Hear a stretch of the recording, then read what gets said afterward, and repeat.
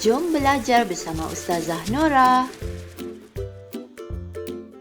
Assalamualaikum warahmatullahi wabarakatuh.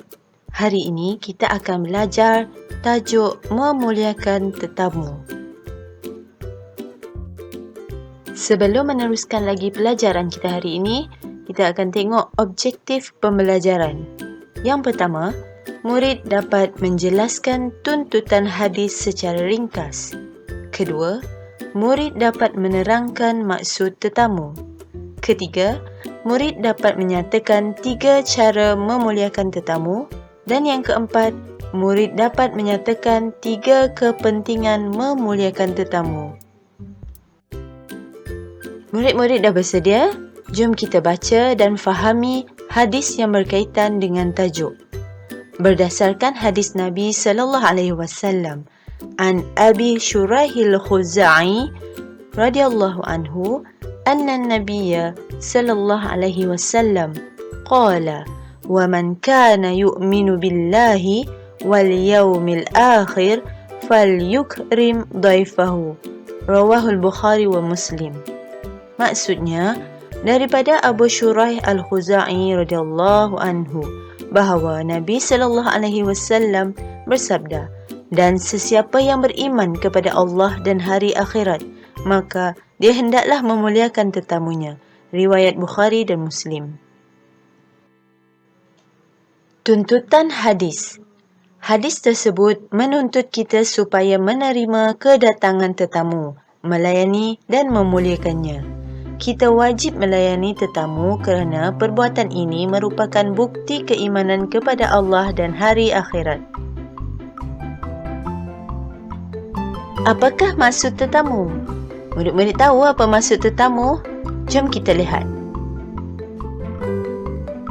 Tetamu ialah orang yang diundang untuk menghadiri atau menziarahi sesuatu majlis.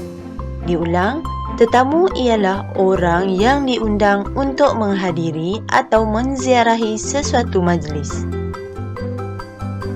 Seterusnya, dalam paparan ini kita akan tengok cara-cara memuliakan tetamu.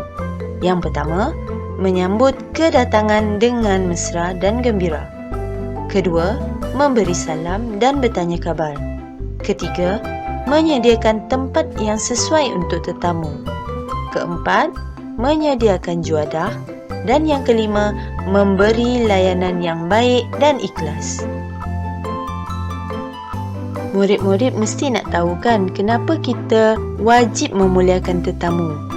Kita akan tengok kepentingan memuliakan tetamu. Yang pertama, mendapat rahmat daripada Allah. Yang kedua, mendapat pahala. Ketiga, mengeratkan silaturahim. Keempat, mengikut ajaran Nabi. Dan yang kelima, menyemai kasih sayang. Jom kita ulang pelajaran kita hari ini supaya kita dapat mengingat isi-isi penting berkaitan tajuk. Murid-murid dah bersedia? Jom kita baca dan fahami hadis yang berkaitan dengan tajuk.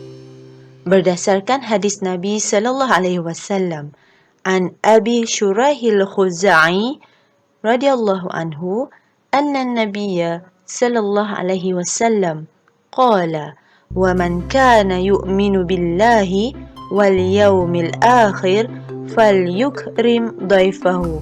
Rawahul Bukhari wa Muslim. Maksudnya, daripada Abu Shuraih Al-Khuza'i radhiyallahu anhu bahawa Nabi sallallahu alaihi wasallam bersabda, dan sesiapa yang beriman kepada Allah dan hari akhirat, maka dia hendaklah memuliakan tetamunya. Riwayat Bukhari dan Muslim. Tuntutan hadis. Hadis tersebut menuntut kita supaya menerima kedatangan tetamu, melayani dan memuliakannya. Kita wajib melayani tetamu kerana perbuatan ini merupakan bukti keimanan kepada Allah dan hari akhirat. Apakah maksud tetamu? Murid-murid tahu apa maksud tetamu? Jom kita lihat. Tetamu ialah orang yang diundang untuk menghadiri atau menziarahi sesuatu majlis. Diulang, tetamu ialah orang yang diundang untuk menghadiri atau menziarahi sesuatu majlis. Seterusnya, dalam paparan ini kita akan tengok cara-cara memuliakan tetamu. Yang pertama, menyambut kedatangan dengan mesra dan gembira. Kedua, memberi salam dan bertanya khabar. Ketiga, menyediakan tempat yang sesuai untuk tetamu. Keempat, menyediakan juadah. Dan yang kelima, memberi layanan yang baik dan ikhlas. Murid-murid mesti nak tahu kan kenapa kita wajib memuliakan tetamu. Kita akan tengok kepentingan memuliakan tetamu. Yang pertama, mendapat rahmat daripada Allah. Yang kedua, mendapat pahala. Ketiga, mengeratkan silaturahim. Keempat, mengikut ajaran Nabi.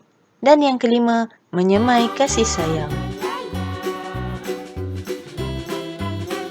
Alhamdulillah, kita dah selesai pelajaran untuk hari ini. Murid-murid kena ingat tahu, menjaga adab dengan tetamu merupakan ajaran Nabi Muhammad sallallahu alaihi wasallam dan dituntut oleh Islam. Semoga bermanfaat.